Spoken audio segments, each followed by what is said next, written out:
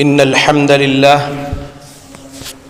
نحمده ونستعينه ونستغفره ونعوذ بالله من شرور أنفسنا من يهده الله فلا مضل له ومن يضلل فلا هادي له وأشهد أن لا إله إلا الله وحده لا شريك له وأشهد أن محمدًا عبده ورسوله أما بعد فإن خير الحديث كتاب الله وخير الهدي هدي محمد صلى الله عليه وسلم وشر الأمور محدثاتها وكل محدثة بدعة وكل بدعة ضلالة وكل ضلالة في النار. أعوذ بالله السميع العليم من الشيطان الرجيم من همزه ونفخه ونفثه. بسم الله الرحمن الرحيم. قاف والقرآن المجيد بل عجبوا أن جاءهم منذر منهم فقال الكافرون هذا شيء عجيب أإذا متنا وكنا ترابا ذلك رجع بعيد قد علمنا ما تنقص الأرض منهم وعندنا كتاب حفيظ بل كذبوا بالحق لما جاءهم فهم في أمر مريج أفلم ينظروا إلى السماء فوقهم كيف بنيناها وزيناها وما لها من فروج والأرض مددناها وألقينا فيها رواسي وأنبتنا فيها من كل زوج بهيج تبصرة وذكرى لكل عبد منيب ونزلنا من السماء ماء مباركا فأنبتنا به جنات وحب الحصيد والنخل باسقات لها طلع نضيد رزقا للعباد وأحيينا به بلدة ميتا كذلك الخروج كذبت قبلهم قوم نوح وأصحاب الرس وثمود وعاد وفرعون وإخوان لوط وأصحاب الأيكة وقوم تبع كل كذب الرسل فحق وعيد أفعينا بالخلق الأول بل هم في لبس من خلق جديد. يا معاشر المسلمين، قال سبحانه وتعالى إن الله لا يغير ما بقوم حتى يغيروا ما بأنفسهم رب اشرح لي صدري ويسر لي أمري واحلل عقدة من لساني يفقه قولي سبحانك لا علم لنا إلا ما علمتنا إنك أنت العليم الحكيم إن العزة لله جميعا هو السميع العليم.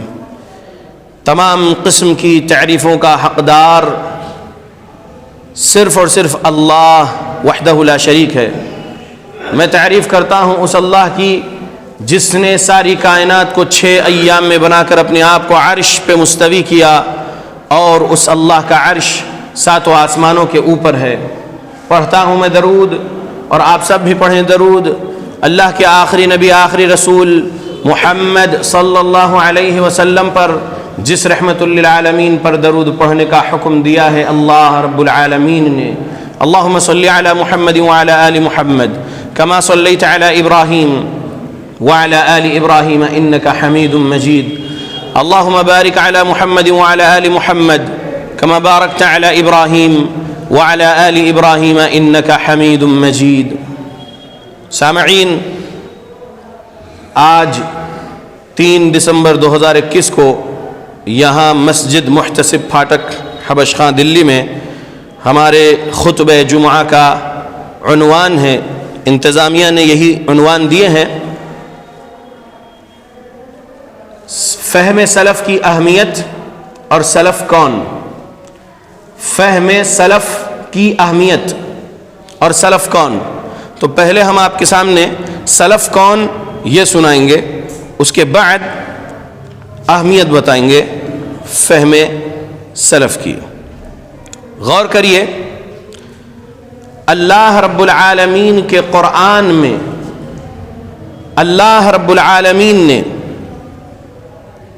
سورہ توبہ سورہ نمبر 9 آیت نمبر 100 میں کیا کہا ہے؟ کہا والسابقون الاولون من المهاجرين والانصار والذين اتبعوهم بإحسان رضي الله عنهم ورضوا عنه وأعد لهم جنات تجري تحتها الأنهار خالدين فيها أبدا ذلك الفوز العظيم. اس آیت میں ہمارے سلف کے بارے میں اللہ نے بتایا ہے. ہمارے سلف محمد رسول اللہ صلی اللہ علیہ وسلم اور ان کے صحابہ اور اہل بیت کی جماعت ہمارے سب سے پہلے سلف. آیت کا ترجمہ سنیے. جن لوگوں نے سبقت کی یعنی سب سے پہلے ایمان لائے مہاجرین میں سے اور انصار میں سے، اور جنہوں نے ان نیک لوگوں کے ساتھ نیکی کے ساتھ ان کی پیروی کی، احسان کے ساتھ ان کی پیروی کی، اللہ ان سے خوش ہے اور وہ اللہ سے خوش ہیں، اور اس نے ان کے لیے باغات تیار کیے ہیں جن کے نیچے نہریں بہہ رہی ہیں اور ہمیشہ ان میں رہیں گے. یہ بڑی کامیابی ہے. یہ آیت کا ترجمہ ہوا. تو محمد صلی اللہ علیہ وسلم اور صحابہ رضی اللہ عنہم ہمارے لیے پہلے سلف. اس آیت میں یہ جو والذین اتبعوہم بإحسان ہے، اتنے حصے کے بارے میں مفسرین نے یہ بھی سمجھایا ہے کہ محمد صلی اللہ علیہ وسلم اور مہاجرین اور انصار کے بعد اسلام میں داخل ہوئے، نبی کی موجودگی میں فتح مکہ کے وقت یا اور بعد میں نبی کے آخری ایام تک جو لوگ اسلام میں داخل ہوئے، ان کے بارے میں یہ ہے والذین اتبعوہم بإحسان. مہاجرین اور انصار کے بعد وہ صحابہ جو رسول اللہ صلی اللہ علیہ وسلم کی زندگی میں آخری ایام تک رسول اللہ صلی اللہ علیہ وسلم کے پاس آ کر اسلام میں داخل ہوئے، مسلمان ہوئے، ان کے بارے میں ہے. پھر مفسر نے یہ بھی سمجھائے ہیں کہ قیامت تک آنے والے وہ لوگ جو مہاجرین اور انصار کی پیروی کریں گے احسان کے ساتھ، نیکی کے ساتھ، ان تمام کے بارے میں. تو مراد ہے تابعین، تبع تابعین، ائمہ، محدثین اور ماضی قریب میں گزر چکے سلف صالحین. تو اللہ کے بندو، ہمارے سلف کون؟ ہمارے سلف پیارے رسول محمد صلی اللہ علیہ وسلم اور صحابہ رضی اللہ عنہم اور ان کے عقیدے اور اعمال کے مطابق اپنے عقیدے اعمال بنانے والے جو تھے، جو گزر چکے، اس دنیا سے جا چکے اللہ کے پاس، وہ ہمارے سلف. سلف عربی ورڈ اردو میں کہیں گے ہم سے پہلے گزرے ہوئے لوگ. سلف صالحین مطلب ہم سے پہلے گزرے ہوئے نیک لوگ. تو ہم کو سلف صالحین کی پیروی کرنا ہے. اللہ کے بندو، سورہ نساء سورہ نمبر 4 آیت نمبر 115 میں اللہ نے کیا کہا، غور سے سنیے. اللہ نے کہا وَمَن يُشَاقِقِ الرَّسُولَ مِن بَعْدِ مَا تَبَيَّنَ لَهُ الْهُدَى وَيَتَّبِعْ غَيْرَ سَبِيلِ الْمُؤْمِنِينَ نُوَلِّهِ مَا تَوَلَّى وَنُصْلِهِ جَهَنَّمَ وَسَاءَتْ مَصِيرًا. ترجمہ: ومن، اور جو کوئی بھی شخص یشاقق الرسول، رسول کی مخالفت کرے گا، من بعد ما تبین له الہدی، ہدایت کے واضح ہو جانے کے بعد، ویتبع غیر سبیل المؤمنین، اور مومنوں کے راستے سے ہٹ کے کوئی اور راستے کی پیروی کرے گا، نولیہ ما تولی، وہ جس راستے پہ لگا ہے ہم اس کو اسی راستے پر لگا رکھیں گے، وَنُسْلِهِ جَهَنَّمْ، اور ہم اس کو جہنم میں ڈال دیں گے، وَسَاءَتْ مَصِيرًا، اور وہ بہت برا ٹھکانہ ہے. اس آیت سے بھی ہمارے سلف کون ہیں یہ معلوم ہوا، اور اس آیت سے فہم سلف کی اہمیت بھی واضح ہوتی ہے. لیکن پہلے ہم یہ بات کر رہے ہیں کہ ہمارے سلف کون. تو اس آیت میں غور کریے، جو کوئی بھی رسول کی مخالفت کرے گا ہدایت کے واضح ہو جانے کے بعد، اور مومنوں کے راستے سے ہٹ کر کوئی اور راستے کی پیروی کرے گا، تو یہاں پر ہمارے سلف محمد صلی اللہ علیہ وسلم اور مومنین سے مراد، جب یہ آیتیں نازل ہو رہی تھی، جب قرآن نازل ہو رہا تھا، تو اس وقت کون مومنین تھے؟ نبی صلی اللہ علیہ وسلم کے صحابہ، نبی صلی اللہ علیہ وسلم کے اہل بیت، یہ مومنین. تو مومنین سے مراد وہ جماعت صحابہ، رسول اللہ صلی اللہ علیہ وسلم والے، رسول اللہ صلی اللہ علیہ وسلم کی صحبت میں رہنے والے، رسول اللہ صلی اللہ علیہ وسلم سے علم عقیدے کے بارے میں سیکھنے والے، اعمال کے بارے میں علم سیکھنے والے، معاملات کے بارے میں علم سیکھنے والے، اخلاق حسنہ سیکھنے والے، شاگرد رسول محمد صلی اللہ علیہ وسلم کے صحابہ، یہ ہمارے سلف ہے، معلوم ہوا ہم کو۔ اور 2652 نمبر کی ایک حدیث صحیح بخاری میں رسول اللہ صلی اللہ علیہ وسلم نے فرمایا خیر الناس قرنی ثم الذین یلونہم ثم الذین یلونہم، سب سے بہترین لوگ میرے دور کے، میرے زمانے کے، پھر ان کے بعد والے، پھر ان کے بعد والے۔ تو اس حدیث کی تشریح میں شارحین جو سمجھائے، ہجرت کے 300 سال تک یہ 3 دور ہے، ہجرت کے 300 سال یعنی 300 ہجری تک یہ حدیث کے مطابق والے لوگ ہیں جو ثقہ تھے، صالحین تھے۔ تو ہمارے سلف کون ہیں؟ ہمارے سلف رسول اللہ صلی اللہ علیہ وسلم، صحابہ اور ان کی پیروی کرنے والے، تابعین، تبع تابعین، ائمہ، محدثین، یہ ہمارے سلف ہے۔ ہم کو آج 1443 ہجری میں یا قیامت تک کے مسلمانوں کو فرسٹ 3 جنریشنز کے یعنی 300 ہجری تک کے مسلمانوں کے عقائد اور اعمال اور معاملات کے بارے میں پڑھنا چاہیے، سیکھنا چاہیے، سمجھنا چاہیے، تو گمراہ نہیں ہوں گے۔ اور اگر ہم ہمارے سلف صالحین کو ہی نہیں سمجھیں گے، صوفی ازم کے شرکیہ عقیدے، صوفی ازم کے شرکیہ اعمال، بدعت مکفرہ والے اعمال وغیرہ جو عام ہے معاشرے میں، اس کو اسلام سمجھیں گے، تو پھر اس آیت پر غور کر لیجئے جو اس حدیث سے پہلے سنایا تھا، سورہ نساء آیت نمبر 115، وَمَن يُشَاقِقِ الرَّسُولَ من بعد ما تبین له الهدى، جو کوئی بھی رسول کی مخالفت کرے گا ہدایت کے واضح ہو جانے کے بعد، ہدایت واضح ہو چکی، اللہ نے اليوم اکملت لکم دینکم واتممت علیکم نعمتی ورضیت لکم الاسلام دینا کہا، سورہ مائدہ آیت نمبر 3 ہے۔ یہ حجۃ الوداع کے موقع پر عرفات کے میدان میں آیت نازل ہوئی کہ آج کے دن ہم نے دین اسلام مکمل کر دیا، نعمت ہماری تمام کر دی آپ پر، اور ہم آپ کے لیے دین اسلام سے راضی ہو گئے۔ تو اللہ رب العالمین نے جو دین اسلام نازل کر کے مکمل کر دیا محمد رسول اللہ صلی اللہ علیہ وسلم پر، وہ عقیدے، وہ اعمال، وہ معاملات صحابہ سیکھے، عمل کرے، حفظ کرے، لکھے بھی۔ حدیثیں 200 ہجری کے بعد یا 300 ہجری کے بعد نہیں لکھی گئی، بلکہ پیارے نبی صلی اللہ علیہ وسلم کے سامنے جس طریقے سے صحابہ قرآن مجید لکھتے تھے، پیارے نبی لکھواتے تھے۔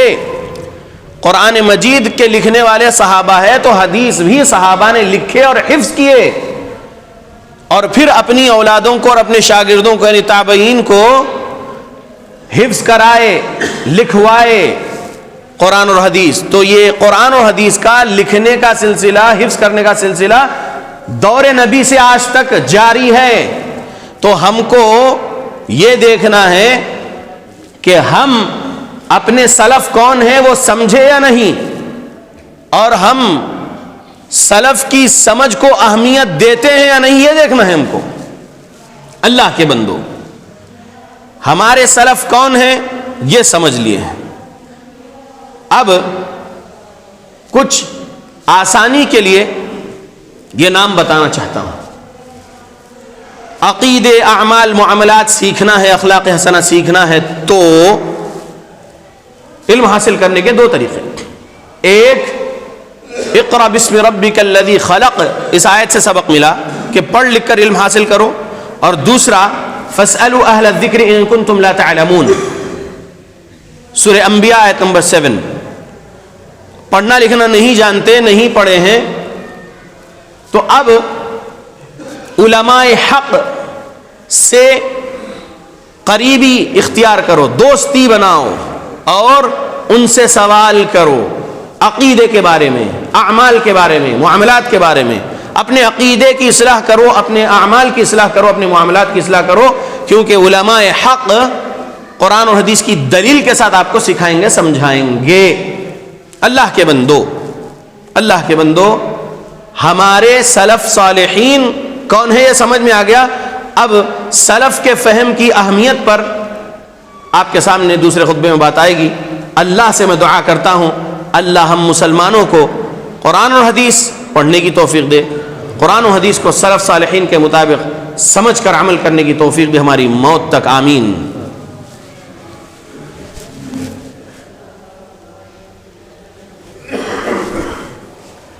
الحمد للہ وکفا وسلام علی عباده الذین اصطفى وبعد اللہم صل وسلم علی نبینا محمد. مسلمانوں، عنوان ہے خطبہ جمعہ کا فہم سلف کی اہمیت اور سلف کون. تو پہلے خطبے میں آپ لوگوں نے سلف کون ہے مختصر میں سمجھے، اور میں پہلے خطبے میں بتانے والا تھا کہ کچھ نام ہم یاد رکھ لیں کہ ہمارے سلف یہ ہیں. پہلا نام محمد رسول اللہ صلی اللہ علیہ وسلم، امام الانبیاء، جن پر قرآن و حدیث نازل ہوا. ہم پیارے نبی جو فرمائے ہیں، جو کیے ہیں، وہ سیکھنے کی پہلے کوشش کریں. فلاں مفتی صاحب نے ایسے کہا ہے اور فلاں امام صاحب نے ویسے کہا ہے اور فلاں علامہ یا فلاں شیخ الحدیث نے ایسے کہا، اور اگر انہوں نے جو کہا وہ ان کی رائے سے کہا تو وہ باتیں بازو. پہلے ہم یہ دیکھیں کہ جس پر شریعت نازل ہوئی قرآن و حدیث، انہوں نے کچھ کیا ہے اور کچھ فرمایا ہے یا نہیں، یہ دیکھنا ہے. اہل الرائے سے بالکل اپوزٹ میں رہنا ہے ہم کو، اور ہم کو اہل السنہ، اہل الحدیث، اہل الاثر بننا ہے. یعنی قرآن اور حدیث اور آثار سلف صالحین ہی دیکھنا ہے. اللہ کے بندو، دوسرا نام میں اس حدیث سے سنانا چاہوں گا. 3663 سنن ترمذی، حدیث حذیفہ رضی اللہ عنہ روایت کرتے ہیں، کہتے ہیں کننا جلوسا عند النبی صلی اللہ علیہ وسلم، ہم رسول اللہ صلی اللہ علیہ وسلم کے ساتھ بیٹھے ہوئے تھے. فقال، تو آپ صلی اللہ علیہ وسلم نے فرمایا، انی لا ادری ما بقائی فیکم، میں نہیں جانتا ہوں کہ میں اور کتنے دن تمہارے درمیان باقی رہنے والا ہوں. فاقتدوا بالذین من بعدی، دو لوگوں کی اقتداء کرنا میرے بعد. واشار الی ابی بکر و عمر، اور آپ نے اشارہ کیا ابو بکر و عمر رضی اللہ عنہما کی طرف. تو معلوم ہوا کہ نبی نے فلاں امام میری امت کے سراج ہوں گے، تم ان کی پیروی کرنا، ایسا نہیں کہا ہے. ایسی کوئی حدیث نہیں ہے محمد صلی اللہ علیہ وسلم کی. لیکن نبی نے یہ ضرور فرمایا ہے کہ فاقتدوا بالذین من بعدی. واشار الی ابی بکر و عمر، حذیفہ رضی اللہ عنہ کہتے ہیں کہ نبی نے کہا میرے بعد دو لوگوں کی اقتداء کرنا، ابو بکر و عمر رضی اللہ عنہما کی.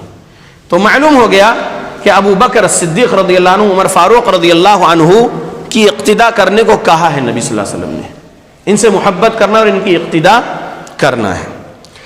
آپ کے سامنے 4607 نمبر کی حدیث سنن ابو داؤد سے سنا رہا ہوں. عرباض بن ساریہ رضی اللہ عنہ سے روایت کردہ حدیث ہے، غور سے سنیے. حدیث لمبی ہے، رسول اللہ صلی اللہ علیہ وسلم کے یہ الفاظ سنا رہا ہوں. اوصیکم بتقوی اللہ والسمع والطاعہ وإن عبدا حبشيا فإنه من يعش منكم بعدي فسيرى اختلافا كثيرا فعليكم بسنتي وسنة الخلفاء الراشدين المهديين تمسكوا بها وعضوا عليها بالنواجذ وإياكم ومحدثات الأمور فإن كل محدثة بدعة وكل بدعة ضلالة. 4607 سنن ابو داؤد. وَكُلَّ ضَلَالَةٍ فِي النَّارِ، الفاظ 1579 نمبر کی حدیث سنن نسائی میں ہے. ترجمہ سنیے. نبی صلی اللہ علیہ وسلم نے فرمایا میں تمہیں اللہ سے ڈرنے کی وصیت کرتا ہوں اور امیر کی بات سننے اور اس کی اطاعت کرنے کی وصیت کرتا ہوں۔ امیر سے مراد امیر سوسائٹیز یا تنظیموں کے صدر اس حدیث کو اپنے آپ پر فٹ کر رہے ہیں، اور ان کو امیر نہیں کہا جائے گا، عربی میں رئیس کہا جائے گا، تنظیموں کے صدر کو اردو میں صدر کہا جائے گا، انگلش میں پریسیڈنٹ کہا جائے گا۔ امیر والی حدیثیں یہ سوسائٹیز اور جمعیتوں کے صدروں پر نہیں فٹ ہوتی، یہ بات بھی ساتھ میں سمجھاتا آگے بڑھ رہا ہوں۔ میرے امیر کی اطاعت کرنا وصیت کر رہا ہوں، کہا نبی صلی اللہ علیہ وسلم نے، خواہ وہ کوئی حبشی غلام کیوں نہ ہو، اس لیے کہ جو میرے بعد تم میں سے زندہ رہے گا عنقریب وہ بہت سے اختلافات دیکھے گا، تو تم میری سنت اور ہدایت یافتہ خلفائے راشدین کے طریقے کو لازم پکڑنا، تم اسے چمٹ جانا مضبوطی کے ساتھ، اور اسے دانتوں سے مضبوطی سے پکڑ لینا، یہ جوس سے، نواجذ یعنی جوس سے مضبوطی سے پکڑنا ہے ہم کو، اللہ کے نبی کے طریقے کو اور خلفائے راشدین کے طریقے کو، اور دین میں نکالی گئی نئی باتوں سے بچتے رہنا، اس لیے کہ ہر نئی بات دین میں بدعت ہے اور ہر بدعت گمراہی ہے۔ یہ حدیث ہم کو سبق دے رہی ہے کہ ہم ہمارے سلف کے فہم کو اہمیت دینا اور اس کی اہمیت کو سمجھنا کہ نبی نے ان کی اہمیت کے بارے میں ہم کو تلقین کیے ہیں۔ خلفائے راشدین سے مراد جتنے خلیفہ راشد گزرے ہیں ان کے طریقے کو لازم پکڑنا ہے، اور رسول اللہ صلی اللہ علیہ وسلم کی سنت کو پہلے نمبر پر لازم پکڑنا ہے۔ سنت کا اردو ترجمہ ہوتا ہے طریقہ، تو رسول اللہ کا طریقہ اور خلفائے راشدین کا طریقہ، تو معلوم ہوا کہ ہمارے سلف میں یہ لوگ ہیں اور ان کے طریقے کو ہم کو لازم پکڑنا ہے، ہمارے نبی نے ہم کو حکم دیا ہے، وصیت کی ہے۔ اللہ کے بندو، اختلافات جب دیکھ رہے ہیں آپ، کیونکہ نبی نے کہا فَسَيَرَ اخْتِلَافًا كَثِيرًا، میرے بعد تم بہت اختلاف دیکھو گے، تو اس ٹائم پہ میری سنت یعنی میرے طریقے کو اور میرے خلفائے راشدین کے طریقے کو لازم پکڑنا۔ تو اس دور میں جو عقیدہ، جو اعمال ثواب کی نیت سے جانے جاتے تھے، جس کے دلائل آج ہے ہمارے سامنے احادیث کتاب میں، ہم ویسا ہی عقیدہ اور اعمال بنانا ہے۔ نئے نئے عقیدے، نئے نئے اعمال جو لوگوں نے بنا لیے پھر اس کا ثواب بھی بتا رہے ہیں، وہ ثواب نہیں ہے، وہ اس سے عذاب ملنے والا ہے، کیونکہ نبی نے فرمایا دین میں نئی چیز اگر ایجاد کر رہے ہیں اور ثواب کی نیت سے ہی کرتے ہیں نا لوگ، تو وہ اس سے ثواب نہیں ملے گا بلکہ گناہ ملے گا۔ اور 1579 سنن نسائی دیکھیں تو اس میں ہے وَكُلَّ ضَلَالَةٍ فِي النَّارِ، اور تمام گمراہی جہنم میں پہنچائے گی۔ تو اللہ کے بندو، اہمیت کو سمجھیے سلف کے فہم کی۔ فہم کا دوسرا مطلب ہے سمجھ، انڈرسٹینڈنگ۔ تو ہم کو فرسٹ 3 جنریشنز کے مسلم کی انڈرسٹینڈنگ لینا ہے عقیدے کے معاملات میں، اعمال کے معاملات میں۔ ہم کو صوفیزم کے اور تمام گمراہ فرقوں سے دور رہنا ہے۔ اللہ کے بندو، یہ حدیثوں کے بعد اب آپ کے سامنے ان کی مختصر تشریح پیش کرتا ہوں، اس پر غور و فکر کریے۔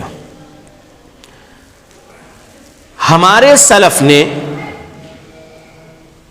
سمجھا دیا ہم کو عقیدہ اللہ کے بارے میں کہ اللہ رب العالمین 7ویں آسمان کے اوپر عرش پہ ہے، اور اگر بعد والوں نے اللہ رب العالمین کے بارے میں قرآن سے ہی آیت کو اپنی عقل سے سمجھ کر ہر جگہ بولے اللہ کو، تو وہ گمراہ ہے۔ ہم کو فہم سلف لینا ہے اس مسئلے میں۔ ہمارے سلف نے یہ سمجھا نبی کے تعلیمات سے اور اللہ کے قرآن سے کہ اللہ 7ویں آسمان کے اوپر عرش پر مستوی ہے، لیکن بعد والوں نے، صوفیوں نے اللہ از ایوری ویئر کہا، اللہ ہر جگہ ہے، کہاں؟ تو یہ غلط ہے ان کا فہم، اور سلف کا فہم صحیح ہے۔ ایک حدیث 149 نمبر کی حدیث کتاب التوحید میں امام ابن خزیمہ رحمۃ اللہ علیہ کی یہ کتاب، صحیح ابن خزیمہ جو ہے ان کی دوسری کتاب کتاب التوحید۔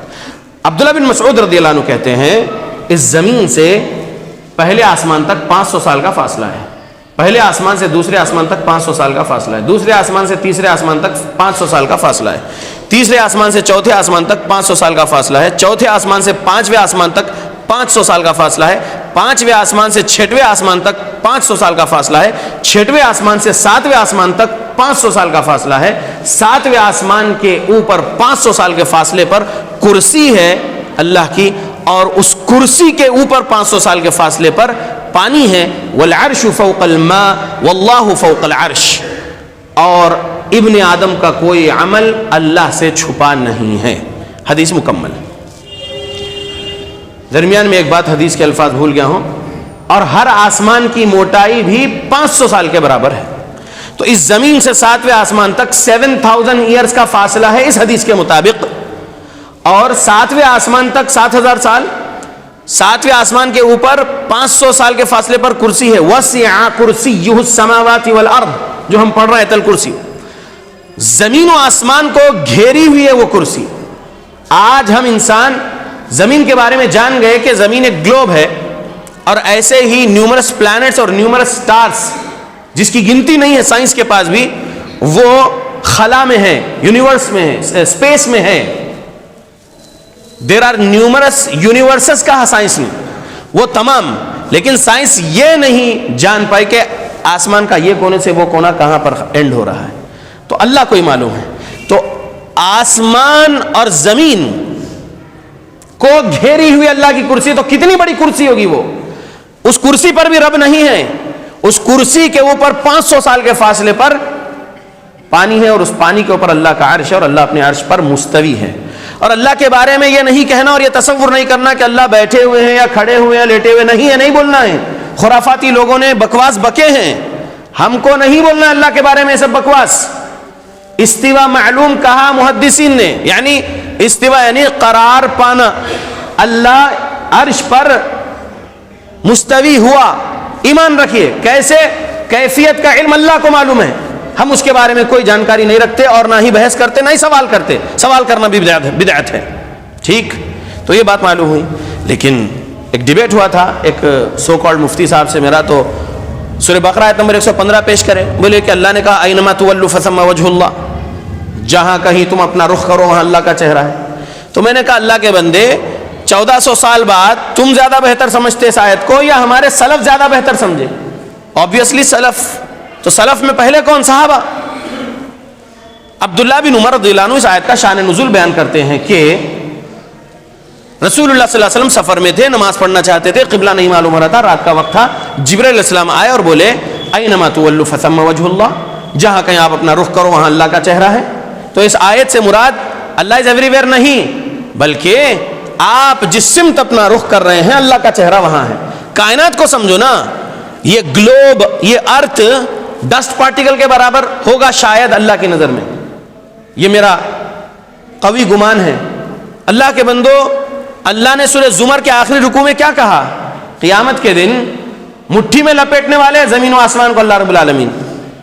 کیسی مٹھی ہوگی وہ رب جانتا ہے. زمین و آسمان کو رب مٹھی میں لے لینے والا ہے قیامت کے دن. اللہ اکبر. وہ آسمان جس کے بارے میں آپ جانتے نہیں کہ کتنا بڑا ہے, کہاں سے شروع کہاں پہ ختم نہیں معلوم. زمین کے بارے میں تو سمجھ گئے ہیں, سولار سسٹم پڑھے ہوئے ہیں پرائمری اسکول میں ہی.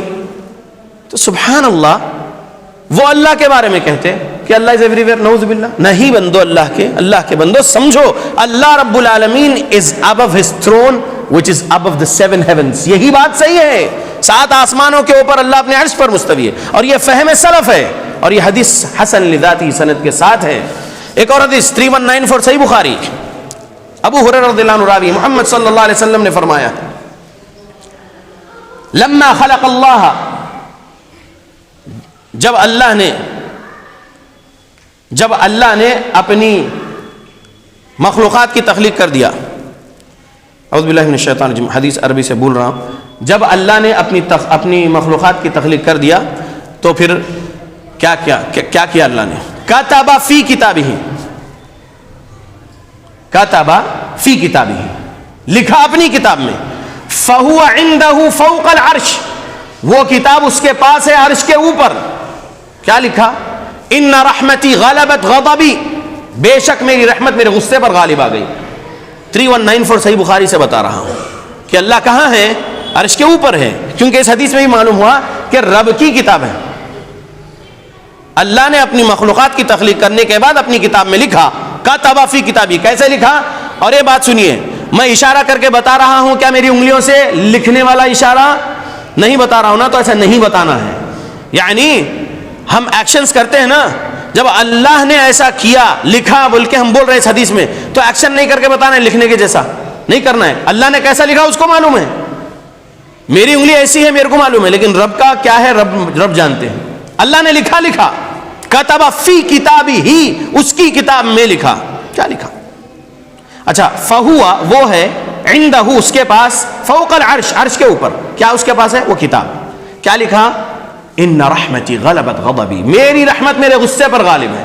ایمان رکھنا ہے بس کہ ہاں رب عرش کے اوپر ہے. ایسے کئی حدیثیں اللہ کے بندو، 555 صحیح بخاری اور 632 صحیح مسلم پڑھیں گے، معلوم ہوگا کہ ہم بندوں کے ساتھ 4 فرشتے ہیں.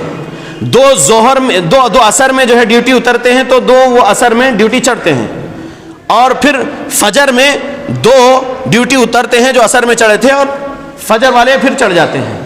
تو 4 فرشتے ایک جگہ جمع ہو رہے ہیں. اس حدیث پر غور کریں گے، ثم یعرج الیہ، الفاظ حدیث میں، یعنی وہ رب کے پاس چڑھ کے جاتے ہیں اور پھر رب کے سامنے پیش کرتے ہیں بندے کے معاملات کے بارے میں، بندے کے نام اعمال لے جاتے ہیں. تو اللہ کے بندو، معلوم ہوا کہ اللہ عرش پر ہے. تو ہم کو سلف کا فہم لینا ہے، ہم کو سلف کا فہم لینا ہے. اگر ہم صوفیزم کے عقیدے کو دیکھیں گے تو سلف سے ٹکرانے والا ہے اور جہنم میں جانے والا عقیدہ ہے. وہ کفر ہے. اللہ از ایوری ویئر کہنا، وحدت الوجود کا عقیدہ، یہ کفر ہے، اس سے بچنا چاہیے. سلف نے کیا سمجھا اور دلائل کیا ہے ان کے اس سمجھ کے لیے، وہی ہم کو لینا ہے. اللہ کے بندو، غور کرنے والی بات ہے. اللہ رب العالمین کے بارے میں تو آپ سمجھ لیے ہیں، رسول اللہ صلی اللہ علیہ وسلم کے بارے میں بھی سمجھ لو. اللہ کے بندو، سلف کیا سمجھے، صوفی لوگ کیا سمجھتے ہیں. ایک کتاب ہے المہند علی المفند، ایک کتاب ہے، صفحہ نمبر 32 ہے. لکھتے ہیں کہ، رائٹر کا نام نہیں بولنا چاہ رہا ہوں، لکھتے ہیں وہ حصہ زمین جس کو رسول اللہ صلی اللہ علیہ وسلم کا جسم مبارک چھو رہا ہے، وہ حصہ زمین افضل ہے اللہ کے کعبے سے، افضل ہے اللہ کے کرسی سے، افضل ہے اللہ کے عرش سے. یہ لکھا ہوا ہے. نعوذ باللہ، کفر ہے یہ. اللہ کے بندو، اللہ کے کعبے سے افضل نہیں ہے وہ زمین، اللہ کی کرسی اور اللہ کے عرش سے افضل نہیں ہے وہ زمین. لیکن اب قبوری ہے، صوفیزم والے ہیں، تو اپنا عقیدہ تو سکھانا ہی ان لوگوں کو، تو سکھائے ہیں. عجیب و غریب بات. میں کہتا ہوں کہ اللہ رب العالمین عرش پر مستوی ہے. رسول اللہ صلی اللہ علیہ وسلم کے بارے میں عقیدہ رکھو کہ رسول اللہ صلی اللہ علیہ وسلم اس قبر میں زندہ نہیں ہے، اللہ کی جنت میں زندہ ہے. فہم لے لیجئے سلف کا. 1386 صحیح بخاری، سمرہ بن جندب رضی اللہ عنہ سے روایت کردہ حدیث ہے. حدیث لمبی ہے. جبرائیل اور رسول اللہ صلی اللہ علیہ وسلم معراج کی رات میں کھڑے ہوئے 7ویں آسمان کے اوپر. جبرائیل نے پیارے نبی سے کہا، فرفع رأسک، اے محمد آپ اپنا سر اوپر اٹھائیے. فرفعت رأسی، جب میں نے میرا سر اوپر اٹھایا تو مثل السحاب، کوئی چیز دیکھا، یعنی سفید صائبان جیسی کوئی چیز دیکھا، بادلوں جیسی. میں نے جبرائیل سے پوچھا یہ کیا ہے جبرائیل؟ جبرائیل نے مجھ سے کہا ذاک منزلک، یہ آپ کی منزل ہے. تو میں نے جبرائیل سے کہا اے جبرائیل مجھے چھوڑو، میری منزل میں داخل ہونا چاہتا ہوں. تو جبرائیل نے مجھ سے کہا انہ بقی لک عمر، ابھی آپ کی عمر کا کچھ حصہ باقی ہے، لم تستکملہ، آپ نے اسے مکمل نہیں کیا ہے. فلو استکملت، جب آپ اس کو مکمل کر لو گے اپنی عمر کو، اتیت منزلک، آ جاؤ گے آپ کس منزل میں. تو محدثین شارحین حدیث جو ہم کو سمجھائے وہی سمجھنا ہے. ہمارے سلف نے کیا سمجھے اس حدیث کے بارے میں، ہم اپنی عقل سے نہیں سمجھنا وہ حدیث کو. سلف نے سمجھائے کہ جب پیارے نبی صلی اللہ علیہ وسلم کا انتقال ہوا ہجرت کے 11ویں سال 3 مہینے کی 12 تاریخ کو، پیر کے دن اشراق کی نماز کے وقت، تب وہ روح نبی، وہ مبارک روح محمد صلی اللہ علیہ وسلم کی فرشتے موت لے کر چلے گئے اور 7ویں آسمان کے اوپر عرش کے نیچے جو منزل نبی نے معراج کی رات میں دیکھے تھے، اس منزل میں، جنت کی اس منزل میں رکھ دیے اس روح نبی کو. یہ ہمیں سلف نے سمجھائے. اور جسم اطہر کو حجرہ عائشہ رضی اللہ عنہا میں صحابہ نے چہارشنبے کی رات کو دفنا دیے. تو جسم نبی قبر میں ہے، روح نبی جنت کی ایک منزل میں ہے 7ویں آسمان کے اوپر عرش کے نیچے.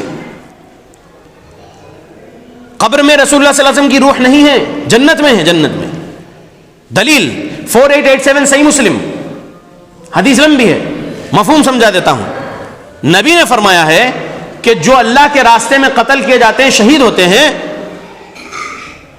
ان کی روحیں 7ویں آسمان کے اوپر جو عرش کے نیچے قندیلیں لٹک رہی ہے، ان قندیلوں پہ بیٹھے ہوئے ہرے رنگ کے پرندوں کے پیٹ میں ڈال دیتے ہیں ان روحوں کو، شہیدوں کی روحوں کو. اور وہ پرندے سیر کرتے ہیں جنت میں اور روزی بھی پاتے ہیں. تو جب امتیوں میں جو شہداء ہے وہ 7ویں آسمان کے اوپر عرش کے نیچے لٹکتی ہوئی قندیلوں کے اوپر بیٹھے ہوئے ہرے رنگ کے پرندوں کی پیٹ میں وہ روحیں ہیں، اور وہ روحیں وہاں پر روزی بھی کھا رہے ہیں اور قیامت تک وہ وہیں رہیں گے. تو نبی تو ان شہداء ان امتیوں سے افضل ہے نا، اور سید الانبیاء ہے، سید البشر محمد صلی اللہ علیہ وسلم، وہ تو اعلیٰ جنت کی منزل میں ہے. قیامت کے بعد جو حساب کتاب کے بعد جنت کا دروازہ کھلے گا، جنت میں جائیں گے، وہ ہے. لیکن یہ برزخی زندگی ہے. یہ ایک ہے دنیاوی زندگی اور دوسری ہے برزخی زندگی، تیسری ہے آخرت کی زندگی.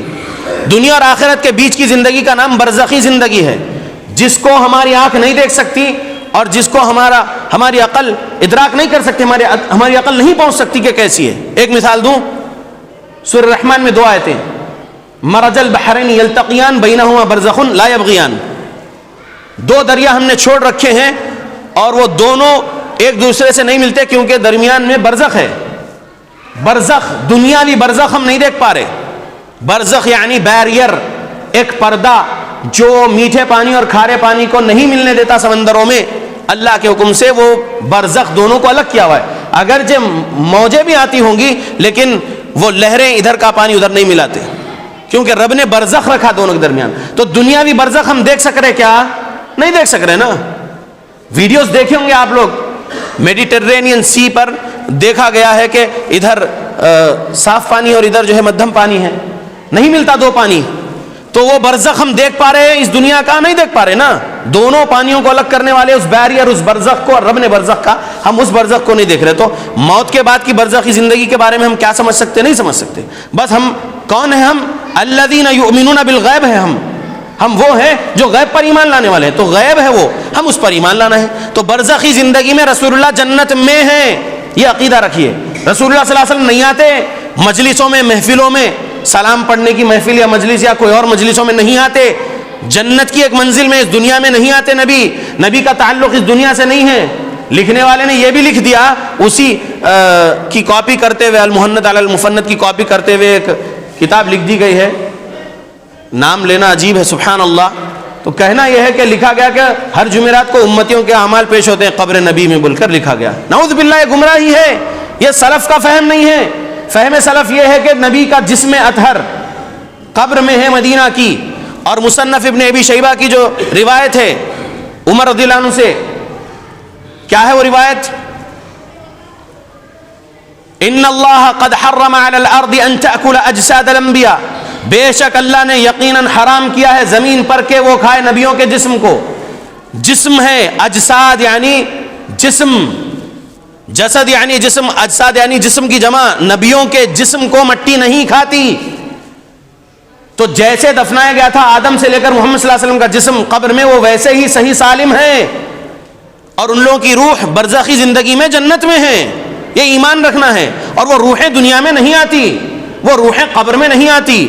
اور اگر کوئی وہ حدیث پیش کر رہے ہیں کہ رد علی روحی، اگر کوئی امتی سلام بھیجتا ہے، درود بھیجتا ہے تو میری روح لوٹائی جاتی، وہ حدیث سند کے لحاظ سے ضعیف ہے کیونکہ مدلس راوی کے عن سے روایت ہے. وہ رسول اللہ کی روح اللہ کی جنت کی ایک منزل میں ہے، 7ویں آسمان کے اوپر عرش کے نیچے، اور جسم قبر مدینہ میں ہے.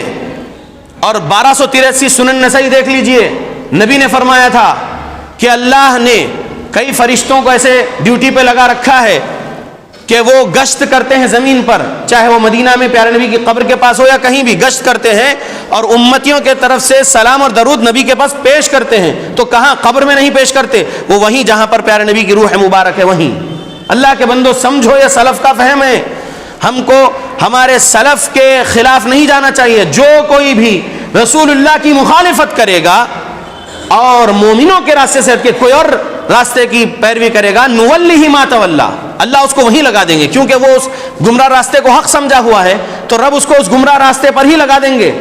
وَنُصْلِهِ جہنم، اللہ اس کو جہنم میں ڈال دیں گے. وَسَاءَتْ مَصِيرًا، اور وہ بہت برا ٹھکانہ ہے. یہ ہم کو ملی ہے آیت سورہ نساء آیت نمبر 115 سے.